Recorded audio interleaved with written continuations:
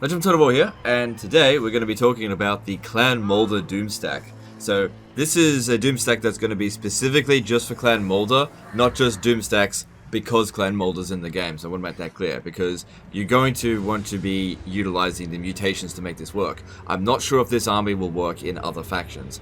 Anyway, so what we've got here, we've got Throt the Unclean. Now it doesn't have to be Throt the Unclean, but the general rule of thumb here is 4 pack masters. Cunning would be the best trait, but they don't have to be cunning. They can be disciplined as well, since you do have a melee focused army. I've got a Warlock Engineer here. You don't need this one. This one here is just for campaign movement range. This guy doesn't really participate in battle at all. He does have magic, but you just don't really need it.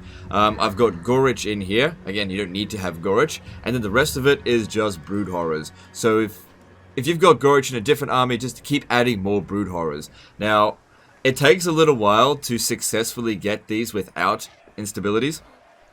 Because sometimes you can get to 4 and then it just gets unlucky and then it gets unstable and you feel like, oh, well, that one turns into growth juice and then you just start again. But we got a pretty good run of them here. And this is also the campaign from the 20 turn guide.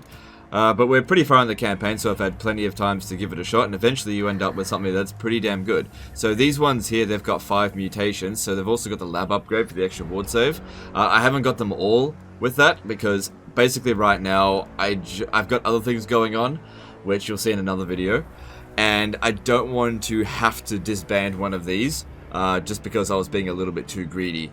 So what we're going to do here is we're going to test this Doomstack up against Karl Franz's army. Now Karl Franz's army here is not amazing, but what we're going to do is going to be pretty hilarious, I think, how quickly we're going to kill it. So let's do this. I must eat, feed, eat alive. So I'm going to lightning strike it just so that my garrison doesn't show up, because I don't need it. Now, as I've expressed in the 20 turn guide, I think you guys can very safely assume what abilities that blue line is there, and how powerful this is in an ambush situation against a mostly infantry based army. Let me just move these guys a bit out of the way.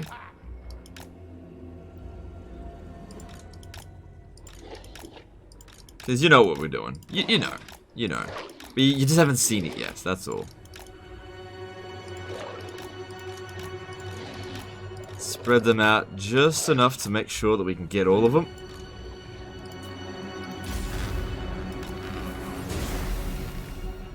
And then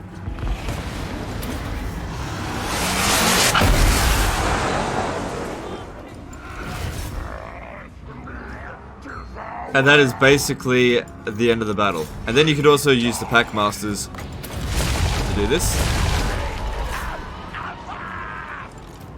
I'm curious to see if you were to get a full army of pack masters and summoned all of the wolf rats at the same time, what would happen to the unit bar? Because you just have so many like summons. Because the game doesn't limit you if you're at 40 units to, you know, disable the summons anymore.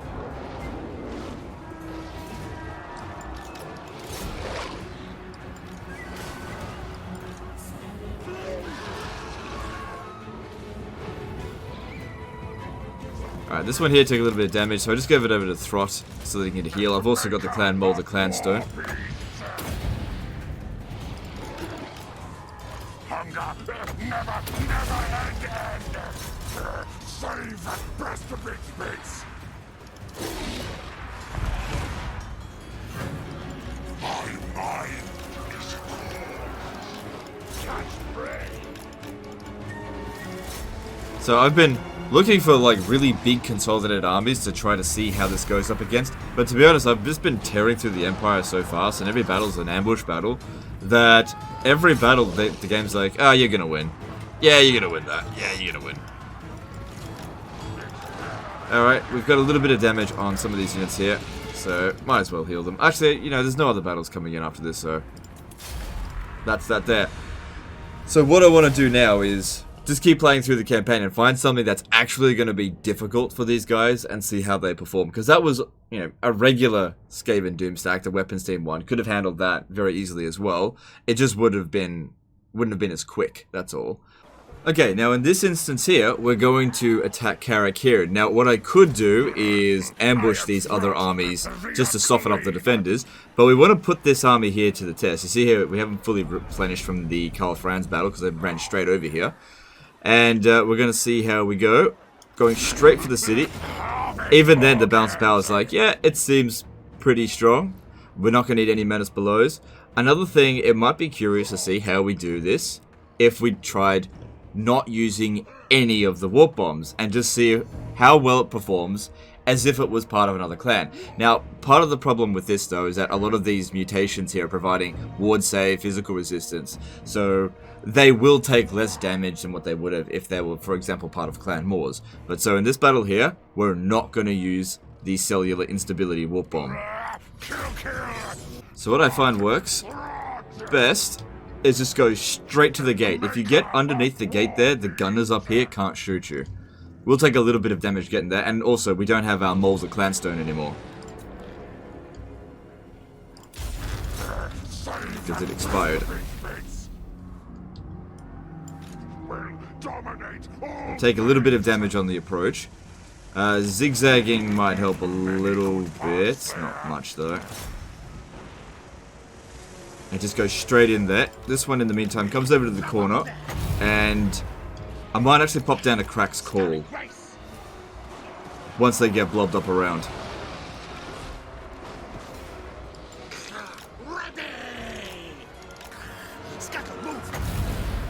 But I gotta get close enough.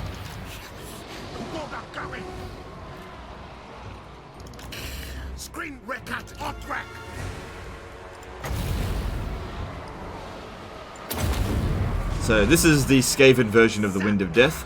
It's alright.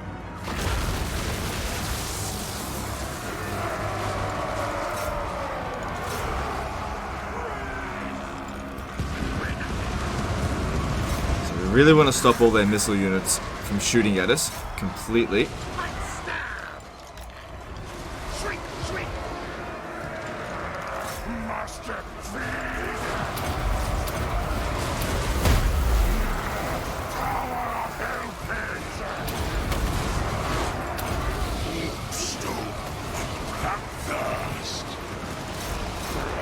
Don't let any of these guns shoot us. So I still got my Warpstone armor on, which will be pretty good against these dwarfs, which is what this effect is over here.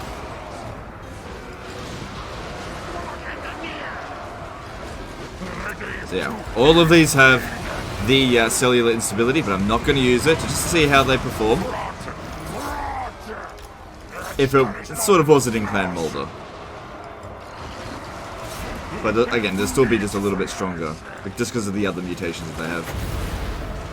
Oh man, now I can't see anything. Okay, let's see how that goes.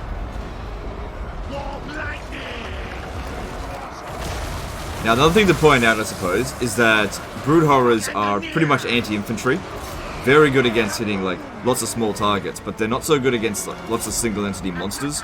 So it'd be interesting to see, and that would be my third test, to see how we would go up against something that's got a decent number of monsters, whether they be like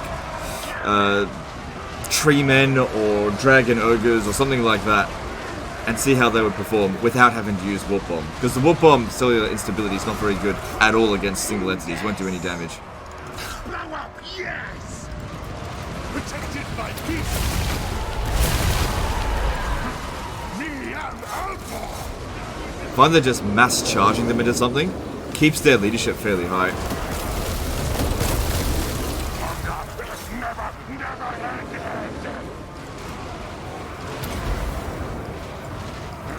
Master Mutator mutates!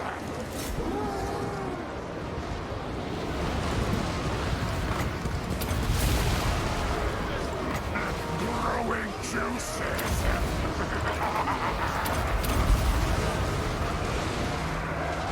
Don't know if this ability here damages my own units, so I don't want to risk it right now. It doesn't really do that much damage anyway. Ready, steady, do! This guy came inside, didn't mean for that to happen. Warpstone now! experiment begins. Yes, yes.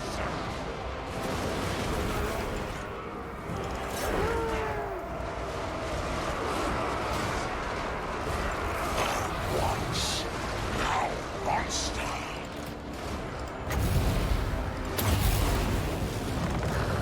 Sizzle, die. Warpstone commands. Alright, so that's falling to pieces now. But we'll be able to do it again real soon. Hackmaster! Heal, beast pits! Hackmaster! The creature killer! Ready, ready!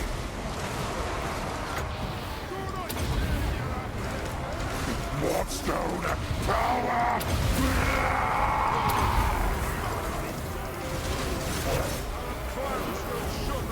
So far, not that much damage done to our guys.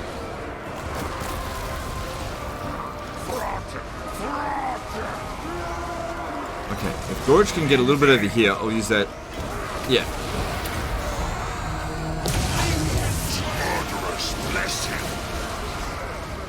Yeah, it's alright. Whoa, Gorge has already picked up loads of kills.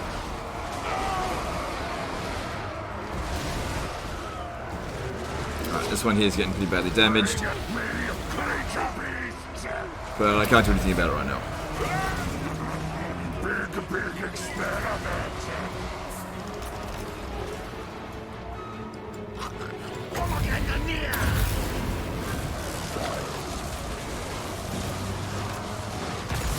Another thing to consider as well is that Throt boosts the missile resistance of Brood Horrors quite significantly. So all of this gun damage here really isn't doing that much to us. So using it in your regular Lord, it's not going to be quite as effective.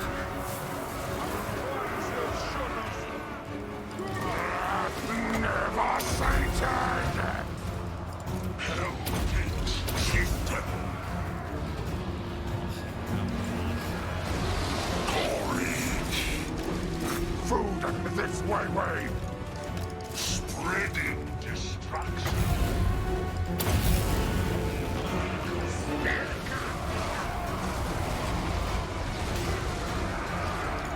Follow master beasts! Back hunting! And there's Slayers in here as well, which of course are good against monsters. But I guess mass monsters that are constantly knocking them down, they're not going to do that much to them.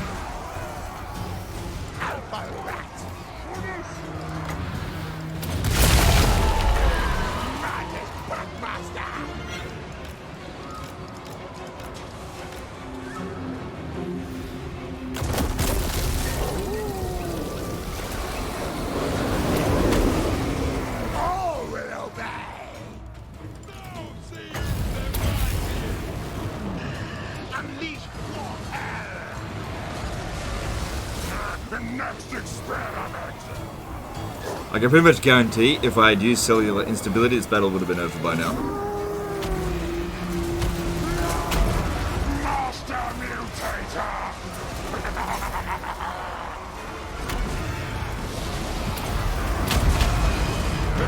Master Mutator mutates! Ready to eat feed! Experiment begins! Yes, yes!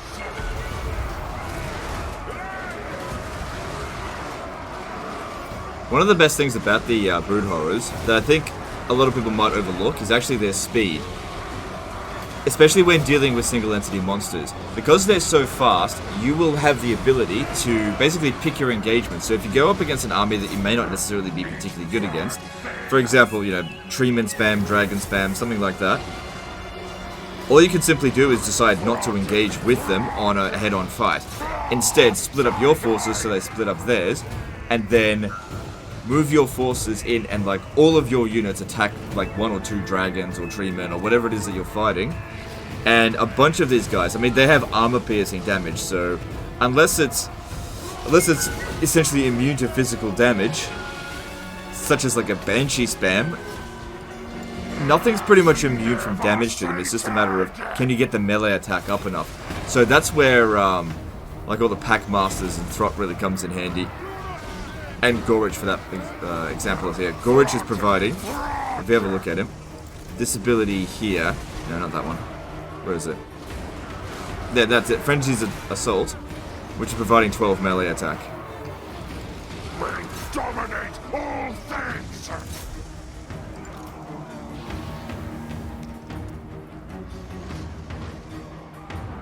It's important with these kind of monster stacks to try to keep them together as much as possible.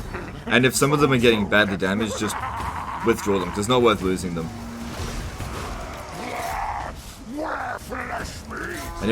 And another great thing about them is their ability to just push through even Longbeards. Now this might get nerfed, but just push right through them. I really want to pop down a cellular instability, but I said I wouldn't.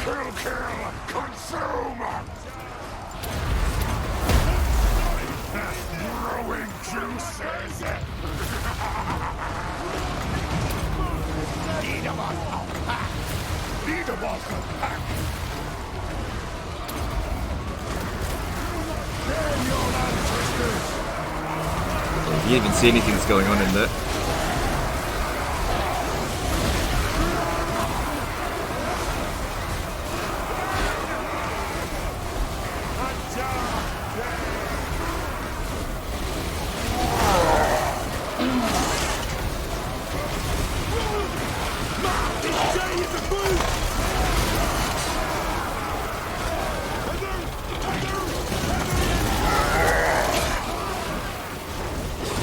Gorich is pretty bloody strong.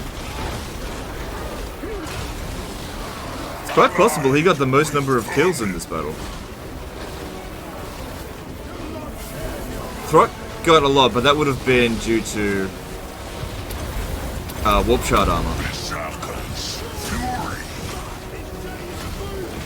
I don't believe Gorich does have warp shard armor on him.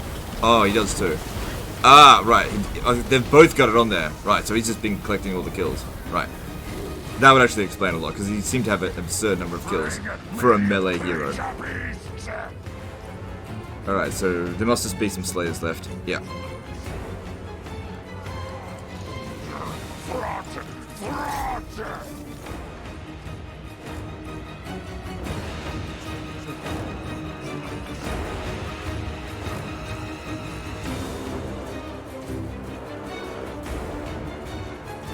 So, that's basically the end of this battle, and we walked out of this pretty much unscathed, without really doing any sort of particularly special maneuvers. I just charged in there and just tried not to let the gun units hit us too much by pinning them down with other summons. I think that worked out really well. Like, you could have done that with probably a little bit more damage if you didn't have Throt at the helm.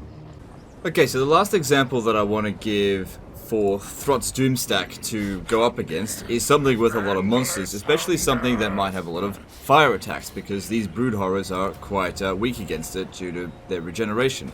So, we've got a high elf army here. That's not the strongest thing I've ever seen, but there is a dragon, 2 phoenixes, and the garrison itself, which isn't that strong.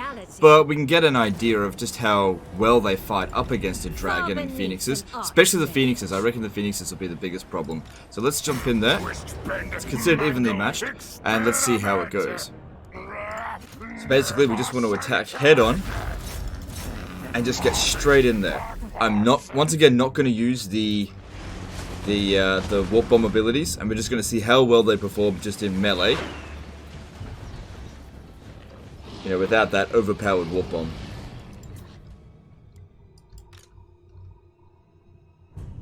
And I'm just going to go straight into the town square and just attack them head on, which is not the smartest thing to do by any means, but we're just seeing how well they perform.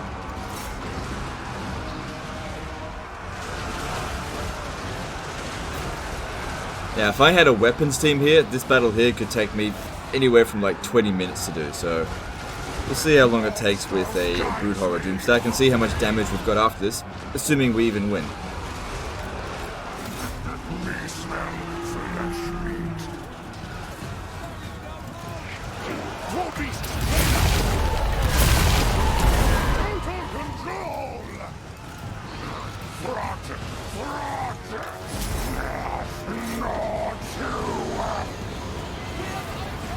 Let's see how they go against the Phoenix. This one here's having a hard time already.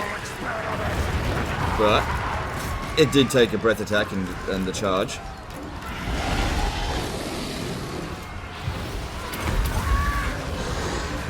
Stone power!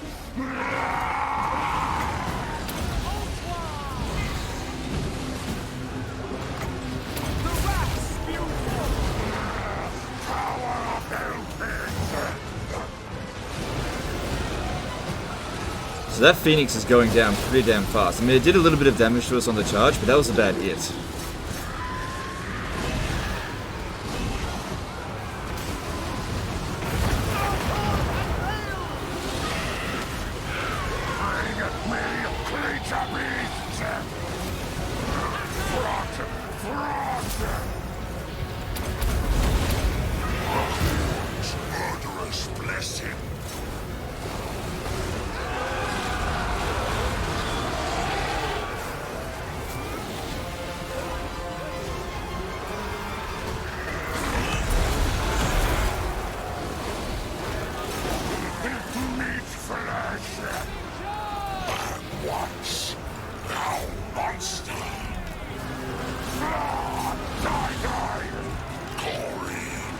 We can kill this dragon a lot faster if we could surround it. Start attacking it from the rear,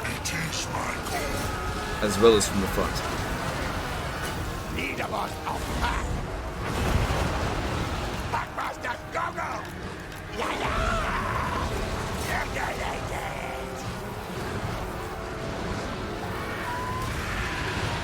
We can see exactly how much damage the dragon's actually done to us. 6,972, so it's essentially killed one of my brood horrors. But it was spread out amongst them all, so it didn't actually do that much. The Flame Spire Phoenix, it barely did anything. Something just wrecked the Packmaster there. I think that was it. That's both of the Phoenixes and the dragon. Oh no, there's the other Phoenix. Let's have a look at that one. It did a little bit better. Killed essentially half of a unit of brood horrors. That's if you consider that it not regenerating. Because the full health of a brood horror is 6,009 plus its regeneration 4,506. So we're looking at about 10,500 health for a full use of a brood horror. So even the dragon didn't even manage that. But if we went up against a dragon spam, I think we'd struggle a hell of a lot more. What we'd have to do in that sort of situation is really isolate them one at a time, not just attack head on. Over there! Moving! The creature killer! Ready!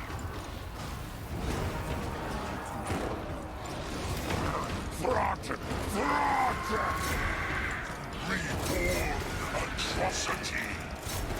Save and breast of its mates! Well, this battle's basically over. It's just a matter of finishing the job.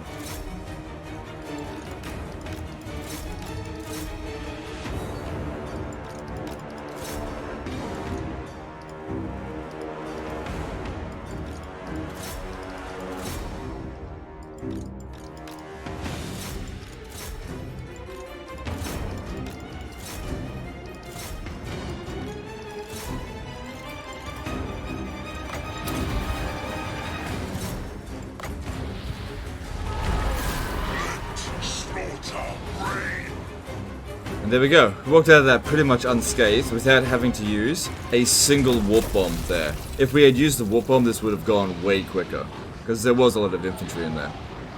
If we have a look at the damage values on some of the brood horrors, we're looking at some pretty high numbers. Each of them did, as well as any of the phoenixes. But who's the biggest killer in this army?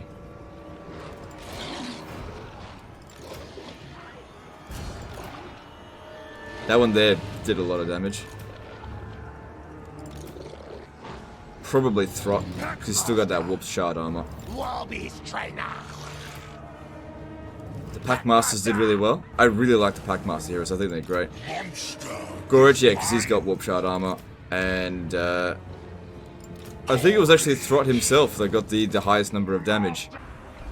I would say that this exact build here is very much viable as Clan Moulder. As other clans, I'd say that you could do it, you know, without the mutations, but you'd have to be very careful about going up against things with monsters. So using them against dwarfs and the Empire, things that just don't have a lot of big monsters would be totally fine, but be very careful about vampire counts, especially lizardmen, especially high elves. Dark elves you can maybe get away with, watch out for their armor-piercing missiles. And let's just compare the cost compared to a weapons team Doomstack. So I've got one over here, and Claw's army is actually more expensive than Throt's army, despite these ones having, you know, high tier monsters, and it's largely thanks to the pack masters here, reducing the upkeep cost by them quite significantly. Alright, so I think that's a foregone conclusion. This is definitely a viable Doomstack, but what I would do in my campaigns going forward is actually create different Doomstacks, not just have all of my armies exactly the same. I would have armies with the Brood Horrors. These are best for dealing with infantry-based armies, or even for knocking down sieges quickly. And the weapons teams, they would be the ones to go in and get rid of the monster-based armies. Go in and ambush them, the rattling guns mow them down, that kind of stuff. Anyway, that's the end of this video. Hope you guys enjoyed it, and I'll see you next time, fuckers. Appreciate you.